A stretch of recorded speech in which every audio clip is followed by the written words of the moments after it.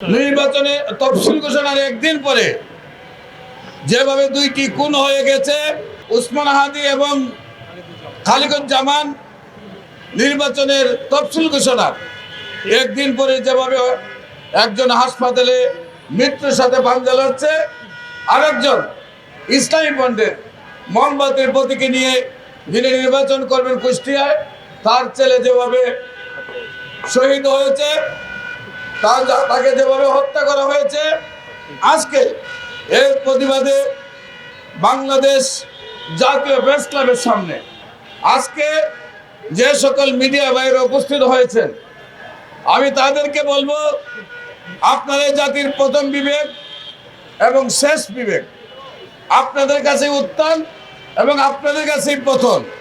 এই পৃথিবীর যত ঘটনা ঘটে একমাত্র সাংবাদিক ভাইরাই পারেন সেই বিষয়টাকে বিশ্বের মধ্যে ছড়িয়ে দিতে। আমরা এদেশের মধ্যে দেশ স্বাধীনতার সময় এক নদী রক্ত বিনিময়ে আমরা এই স্বাধীন পেয়েও তখনকার সময় আমরা এই দেশে সুষ্ঠু সুন্দর একটি ভোট পাইনি। আজও পর্যন্ত যারা কথা দিয়েছেন সুন্দরভাবে সুষ্ঠু একটি নির্বাচন দিবেন, কিন্তু জাতি স্বাধীন হওয়ার পর হতে এ পর্যন্ত একটি সুষ্ঠু নির্বাচন সাধারণ জনগণের ভোটের অধিকার দিতে পারেনি। কারণ যারা যেভাবে ক্ষমতা পেয়েছে তারাই সেভাবে ক্ষমতা লুটে নিয়েছে।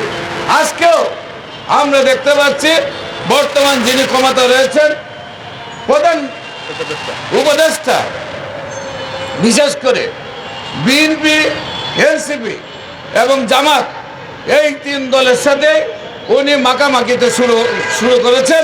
কিন্তু এদেশে 55টি রাজনৈতিক দল, রেজিস্ট্রিত দল এবং আরো নতুন করে যারা রেজিস্ট্রিত হয়েছেন তাদের সাথে ওনারা কোনো ধরনের আলাপ আলোচনা বা সংযোগ নেই। বিশেষ করে আজকেও দেশটাকে একটা অস্থিতিশীল দেশ তৈরি করে আবার নির্বাচনী একটি ভুল জনগণের ভোটের অধিকার না দিয়ে করার পায়তারা নিয়েই আজকে সেই খুনগুলা করা হচ্ছে।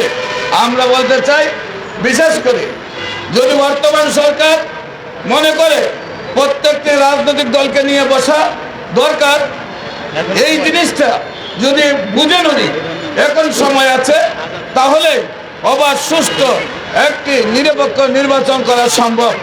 আজকে দুইটি প্রাণ তফসিল ঘোষণার পরে দুইটি প্রাণ চলে গেল, অথচ আমরা বর্তমান প্রধান উপদেষ্টার পক্ষ থেকে উল্লেখযোগ্য কোনো আমরা ভূমিকা দেখতে পাচ্ছি না। আমরা মনে করেছিলাম উনি উল্লেখযোগ্য ভূমিকা রাখবেন এই বিষয়ে, কিন্তু উল্লেখযোগ্য ভূমিকা না রাখার কারণে আমরা আজকে জাতীয় প্রেস ক্লাবের সামনে আমরা আসতে বাধ্য হয়েছি। আমরা বলতে চাই, আগামী 24 ঘন্টার ভিতরে তাদেরকে যারা হত্যা করেছে, যে গুলি করেছে এবং যাকে হত্যা করা হয়েছে, তাদের সেই দৃষ্টান্তকারী যারা অপরাধী তাদেরকে দৃষ্টান্তকারী শাস্তির আওতায় এনে তাদেরকে ফাঁসির কাষ্ঠে ঝুলানোর জন্য আমরা অনুরোধ জানাচ্ছি। বিশেষ করে ধন্যবাদ জানাচ্ছি বাংলাদেশ ইসলামী ছাত্র সেনা পরে কেন্দ্রীয় কমিটির নেতৃত্বে তারা বিক্ষোভ মিছিল করে অন্যান্য রাজনৈতিক দলের আলাদা সেই প্রতিবাদ আমরা তাকে ধন্যবাদ জানাই। প্রথমে অনুরোধ করব, ইসলামী ছাত্র সেনা যেমনিভাবে কেন্দ্রীয় কমিটির উদ্যোগে তার বিক্ষোভ মিছিল করেছে, প্রত্যেক দল যদি উদ্যোগ গ্রহণ করে তাহলে সেই হাদির বিচারও হবে এবং খালেদুজ্জামানের বিচারও হবে। অন্যথায় এদের বিচার তো হবে না, নির্বাচনের আগে আরো শতাধিক লাশ পড়ে যাবে। আমরা আমাদের ভাইদের লাশ দেখতে চাই না। আমরা শান্তিপূর্ণ একটি রাষ্ট্র চাই। এদেশের মধ্যে শান্তিভাবে যাতে নির্বাচন করা হয় সেইটুকুই আমাদের আশা। আজকে ঢাকা 8 আসন থেকে আমি 2বার এমপি নির্বাচন করেছি, এবারও নির্বাচন করার জন্য ইচ্ছা পোষণ করেছি। কিন্তু এই অবস্থায় আমরা মাঠে নামতে ভয় পাচ্ছি যে কখন পিছন থেকে গুলি করে বা সামনে থেকে গুলি করে। এই অবস্থায় দেশ চলতে দেওয়া যায় না।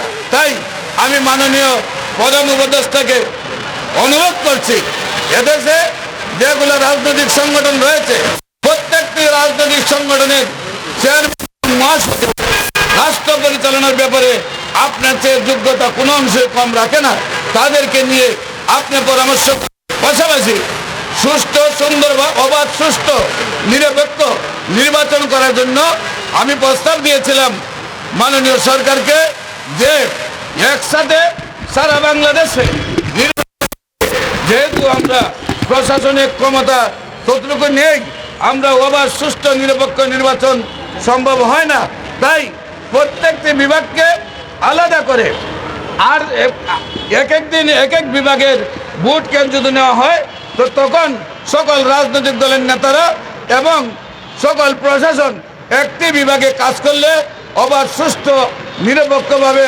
ভোটটাকে কাস্ট করে মানুষের ভোটের অধিকার দেওয়া সম্ভব। আমরা চাই উৎসবের সহিত বাংলার মানুষ যেন ভোট কেন্দ্রে যেতে পারে, ঈদের আনন্দের মতো যেন একে অপরে ভাই ভাই ছেলে মেয়ে মিলে ভোট দিতে পারে, সেইটুকু আমরা আশা করছি। কিন্তু বর্তমান যিনি সরকার প্রধান আমরা তাকে সেই সকল ভূমিকার কিছুই দেখতে পাচ্ছি না। আমরা শুধু দেখতে পাচ্ছি যে এনসিপি এবং জামাত এবং বিএনপির সাথে আপনি শুধু মাখামাখি করছেন।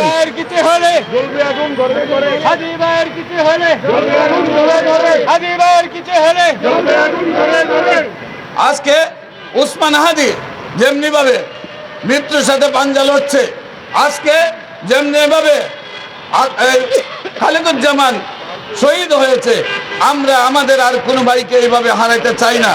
তাই খুব দ্রুত তার বিচারের ব্যবস্থা নেওয়ার জন্য আমরা অনুরোধ জানাচ্ছি। পাশাপাশি অবাধ সুষ্ঠু নিরপেক্ষ একটি সুন্দর নির্বাচন আমাদেরকে উপহার দেওয়ার জন্য আমরা বিনীতভাবে অনুরোধ করছি। আজকে